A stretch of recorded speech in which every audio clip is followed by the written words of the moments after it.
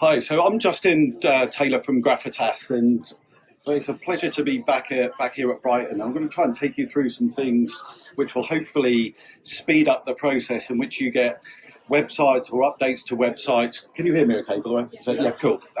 Updates to websites.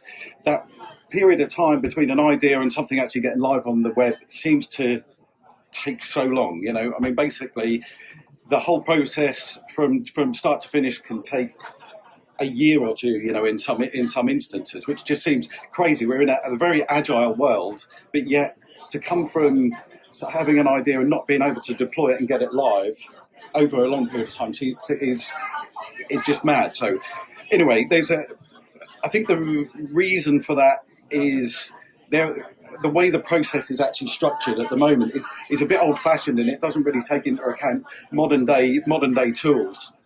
So typically what happens, the way this process works is somebody will come up with an idea. That idea will get put into a wireframe. A wireframe is typically a horrible skeleton, boxes, placeholder text, default buttons, a really anemic example of what the website is going to be, and it bears no resemblance to the final result. That anemic prototype or that anemic wireframe then goes into prototype. From prototype stage, it gets all linked together so it can go to user testing, which seems bizarre that somebody is user testing something which doesn't actually resemble the final product. They're just testing how you actually kind of get through the site, and does this work, does that work. Then at this late stage in the process, the design team get involved, and this is where the visuals actually start to come to life a little bit. So, dropping in images, dropping in design elements, colors, and all those things that actually start to make it feel like the finished product. Then goes back in for yet another round of user testing. And finally, after all that, it will go through to dev. Now, if that process isn't laborious enough, in reality, it probably looks a little bit more like this. It will go into prototype. The prototype will find problems. It will then have to go back into wireframing to get back into prototyping again. It will get to user testing. The user testing will obviously find problems. It has to go back into wireframe, be re-prototyped before it can finally get to the design team. It'll get to the design team, and undoubtedly the design team will find problems. You can guarantee that is the one stage that is really going to have to go back. Typically that will go back into prototyping, back into user testing. The user testing will then put it back into design because they'll find problems with it. Probably have to go back into prototype, and it may have to even go back into wireframing. I mean, this whole process is incredibly drawn out, and I think that sums the whole thing up pretty well. And basically, I think the issue is we're losing far too much time here with our wireframing, prototyping, and design. All the feedback loops come back here. These is where everything gets regurgitated. So clearly, a more efficient solution to this problem is required. So how about if we put the design team at the beginning of this process instead of at the end? So they're actually bringing these ideas to life and actually creating like user experience and prototypes and things like that, which can resemble what the final product is going to look like, or the final website. And I know it's rather uncommon and not particularly like to have design teams at the early part of the process, because it's all the felt tip fairies and all this kind of stuff. But in reality, these guys get it. Designers really understand what websites and visual communication is all about because they've been trained in it. These guys have spent years at university working in agencies and all that. They understand probably better than anybody what motivates people and what engages and intrigues consumers. They also care about making things impactful.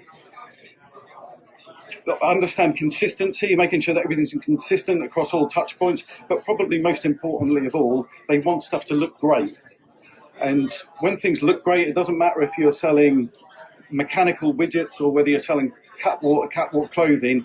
Everybody wants their website to look and feel and work as well as it possibly could. Also, most modern prototyping tools are actually built for designers. They're not built for wireframers, UXers. You know, you go on to the three most popular, which are Adobe XD, Sketch, and InVision. You go onto any of their websites, they're actually targeting designers. They're not targeting developers or programmers or wireframers. They obviously see where this opportunity is. So we, as a company, we kind of had this problem of this sort of long drawn out workflow. So we kind of changed the way that we worked. And that's kind of what I want to share with you a little bit today. So we kind of got involved with, our chosen tool was Adobe XD. Nothing against the others, but the reason we chose it is because we're already using Adobe Creative Cloud, so it kind of made sense. It was a more natural transition. It integrates extremely well with other Adobe products. It's got a very familiar tool set that our designers and what have you were used to, so that learning curve was much less. Most importantly for us at the time when we were experimenting it was free.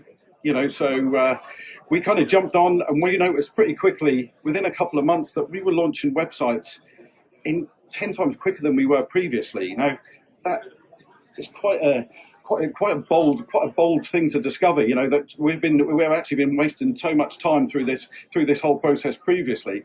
And what we basically did when we kind of looked at what we did, the way we changed our workflow from looking from something like this, which is a fairly typical and probably what most website launches look like, to when somebody comes up with an idea, that we would sit down with the design team, with the dev team, the key stakeholders in the project, discuss the idea, then we go straight into design and prototype. No wireframing. Wireframing is totally out of this, and we would actually get a designer to build a visual and a working prototype. So what they were actually building at this early stage is something which is very representative and very accurate to what the final website is going to look like. It sounds really simple, but you know, surprisingly, us and many others hadn't done it before. Then we put this stuff into user tests. Then it goes into dev. So much more streamlined, much more efficient. And the other benefit that we kind of got from it is the feedback loop is really from user testing back into design and prototype. And that is it. And we're able to make changes to these prototypes within minutes or hours rather than days, weeks or months. So these whole things combined just absolutely reduce the time we were spending on projects and the time to delivery. So I should probably show you kind of how it works. Just give you a few examples. Here is like what would probably be a typical wireframe, and this is done within XD. But putting this in the hands of a designer, it allows them to choose some of the colors, branding elements, and things that they want to use. Instead of having empty placeholder boxes, how about dropping some images in, some actual headlines that are going to kind of motivate people to want to buy. Setting up some nice typography and doing the kind of things that only designers really can bring to a project. Maybe jotting then on this sort of the second rail here, just dropping in some other things to finish off the web page, and just paying attention to things like buttons and things the things that motivate people to purchase. Do they fit in with the site? Are they in the right position? Do they stand out enough? So very quickly, as you can see there, we've gone from something which would have looked like this and gone to test to something which looks like that. And I think it's pretty obvious that I know which one I would rather be looking at and testing and sending off to clients. But additionally to that, obviously there's a lot more to a web page than just a home page, or a website than just a home page. There are search results pages, category pages, and all those kind of things. And there's a really nifty tool within XD which is called repeating grids, and it allows you to just create a block of content. So typically on a search results page, all the content will be the same. It will have different images, different headers, different prices. So here we've created like a picture box. Type in a product name, type in the price, group these items together, and there's a thing called repeating grids where you can basically just drag this out and you can make a very rapid prototype which is ready to have all of the data copied and pasted in, ready to show and put in front of clients. But better than that, there's somebody who's written a plugin for Adobe XD which will allow it to read from Google Sheets. Most ecom projects will have some kind of inventory, so there'll be a spreadsheet or something kicking around which has got all the data in that you need to make a website. We tend to use if we can, the Google Shopping feed, because it has all of the information sitting there, and you know it's live and accurate data. So product name, price, description, probably most importantly, a link to the image, a link to a product image. So all you simply need to do is copy the link of the spreadsheet, go back into XD, select the grid that you want to, where you want to place the data, paste in the link that you've just copied, map the fields, the image to the rectangle, the product name to the description, and the price to the sale price, apply, and there you have a search results page with not only live titles, descriptions and prices in, it's live photographs as well, so everything. So you're putting this in, this is real data that you're actually prototyping with. So it shows any problems that are coming up in all these kind of things, instead of it being a copy and paste or dropping in Latin and lorem text. Just to complete the journey, we'll just quickly mock up a product page here, drop in a couple of images, and then show just how easy it is to actually prototype this. So we've got a bunch of visuals, a bunch of pages created. Simply all you need to do is you select the elements that you want to link through, drag them through to a page. So for the image here, we'll push that through to the product page. The logo at the top here, we'll make that click back to the home page.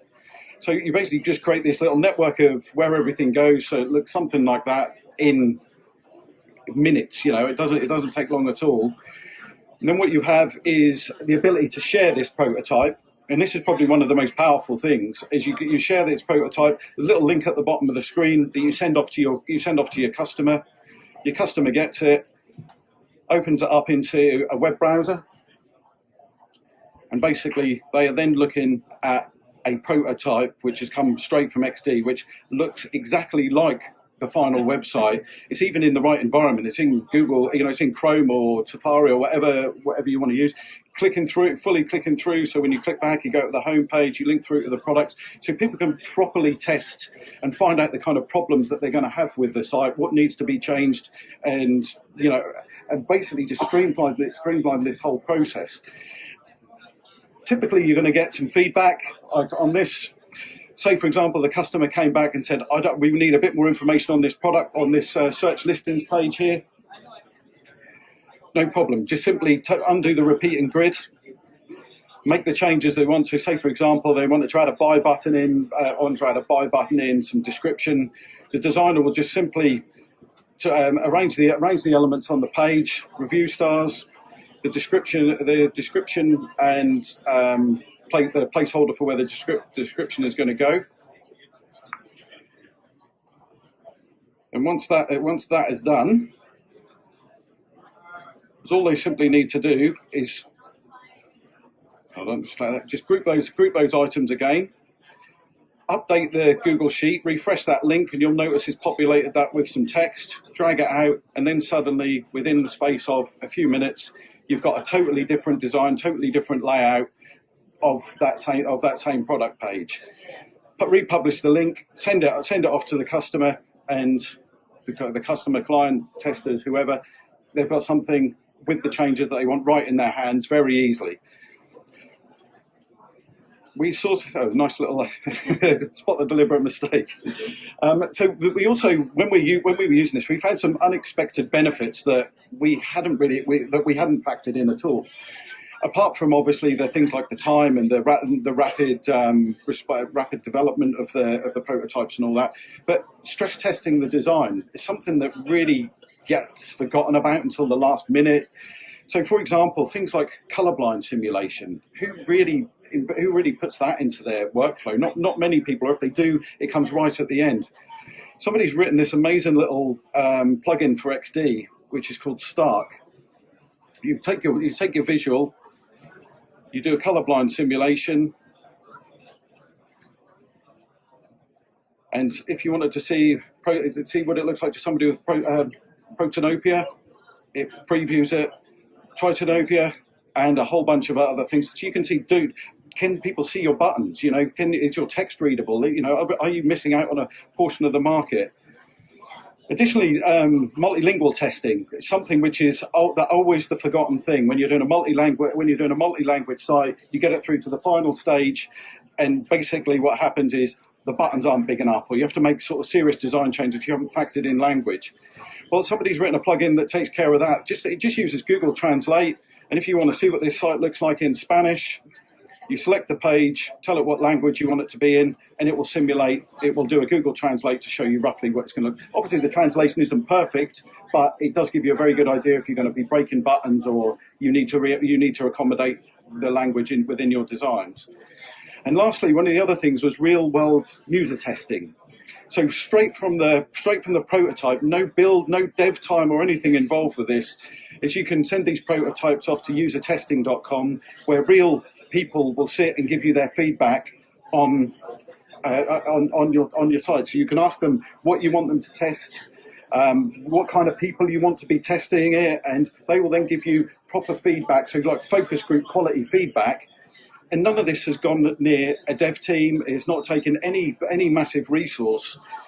As all this really taken is just reorganising the way the process works and just involving designers a bit further towards the start of it.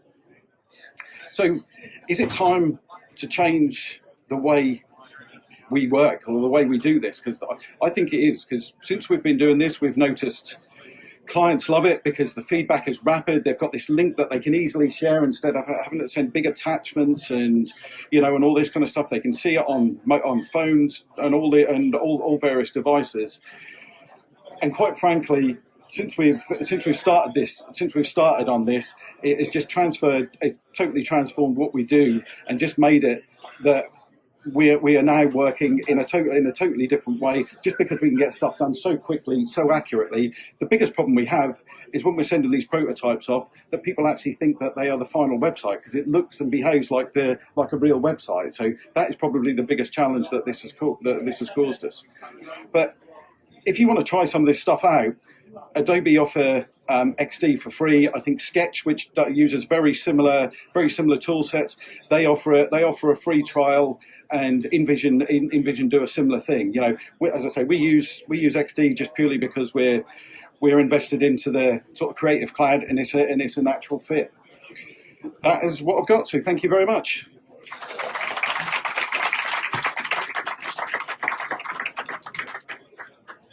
Any questions for Justin from the floor? Anybody? Yeah, this lady here. Actually, can you get the feedback into like they have to know email the feedback from No.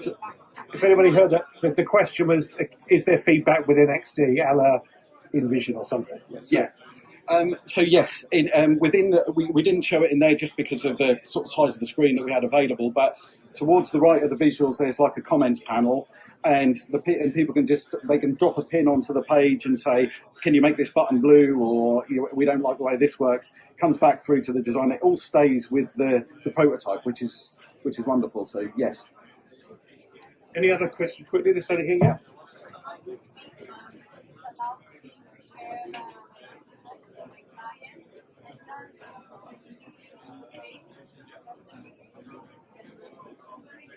So the question was, can you share the prototypes with clients? Yeah. Yeah.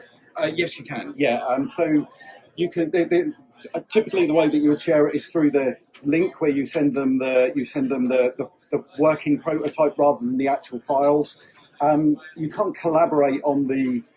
You can't collaborate currently on XD, but I do understand that is something which is coming further down the line. So you could send it to a client and they can move a box or something if they wanted to. But currently, you send them the link and they preview it, and that's kind of how you share it. Let's have another round of applause for Justin. Thank you.